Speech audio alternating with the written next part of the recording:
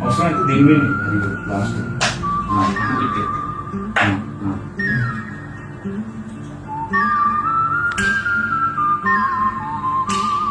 First hand moment ఇట్లా ఇట్లా ఇట్లా ఇట్లా వస్తుంది.